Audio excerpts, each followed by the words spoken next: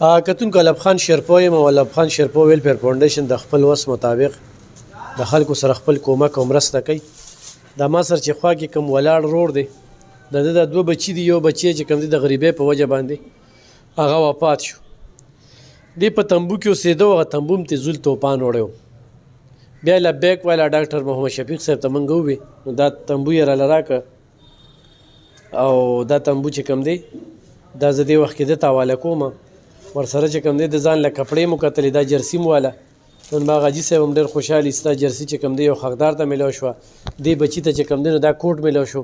خو کتونکو د ده دا بچی بیماره ده او ما ته چې کله ده دا خبره وکړه نو زما دا وجود وبغنېده، ولې چې اولاد ډېر زیات خوږ دی چې بیا د سره پیسې هم نه وي، تشه جیبه وي ته مې دښمنې. د هغې په وجه باندې دې بچی علاج ممکن دی خو د دې په کلمو کې غوټې شوي دي. اوس هم چې دلته راله نو دوه درې ځای کېناسته، ماشومه بچی ده ډېره پریشانه ده.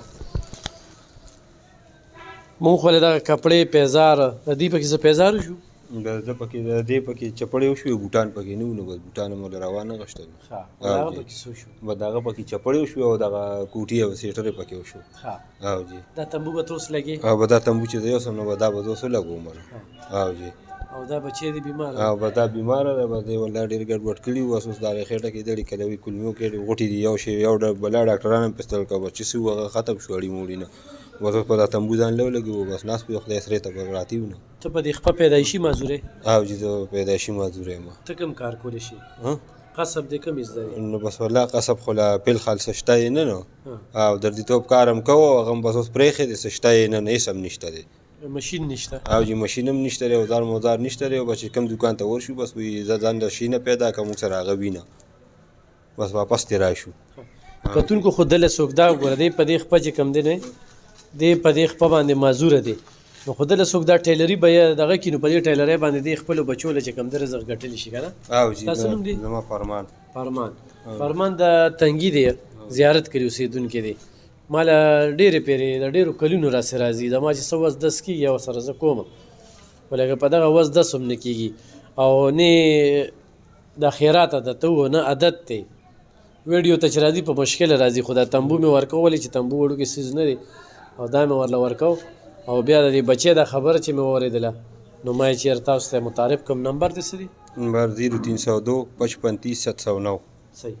او جی دغه نمبر دی. کتونکو په دې باندې زما مې اکاونټ نمبر د یو په نیغه د سره رابطه کول شي. دا روزګار ولې یو کس روان کې چې دی دا روزګار روان کې دی بیا دلته نه راځي داسې ده که نه؟ او جی زه بیا دلته نه راځم کو روزګار مې روان شو بس بوړول او سیروړه ګټم هم به بچولم او دې بچی علاج او دې بچی علاج به پیدا څه وایي ډاکټران دې باره کې؟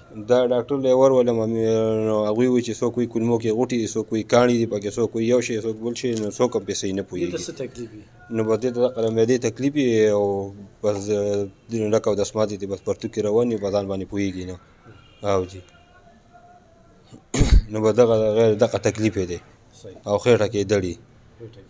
او جی کتونکو الله دې زموږ په حال باندې رحم وکړي. ګراني دومره زیاته ده ژوند تیرول چې کم دی اوږي سړی ښه غریب سړی بېوسه سړی ماړه خلک خو ماړه خبرې کوي خو دا مونږ ته احساس شته دی چې مونږ د یو ټیم چې کم دی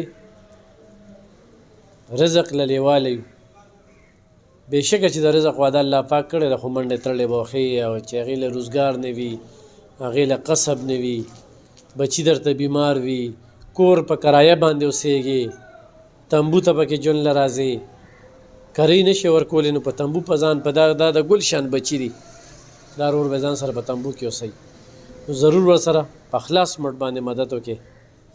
الله دې د دوی په حال هم رحم وکړي. دوی شانته ډېر غریبانان موږ له راځي والله هم درد دی موږ دې غمونو ډېرو خوړلو موږ یې د نږدې نه د دغه قصې چې وورو ډېرې خبرې بیا موږ په ویډیو کول هم نه شو او هغې خلکو ته هم زه دا وایم چې سوچونه مثبت کړئ د غریبانانو په کار راشئ په خپل چم ګاونډ کې د جرابې درنه فارغه وي بوټان درنه د ماشومانو فارغه وي دا بچی داره اوس بیا کېناسته ګورئ دا نه شي ودرېدی دا داره بیا کېناسته الله دې دا خپلې لاړې دارو کړي څادر د نه وي بل یو څیز در نه وي نو ګاونډي لی ورکه ډېر سخت وخت راغلی دی او هغې خلکو باندې امتحان دی چا سره چې چاله چې الله ورکړې ده نو الله سره تجارت وکړئ خصوصي دعا کوي چې خدای پاکي ټیک وکړي او علاج یې وشي.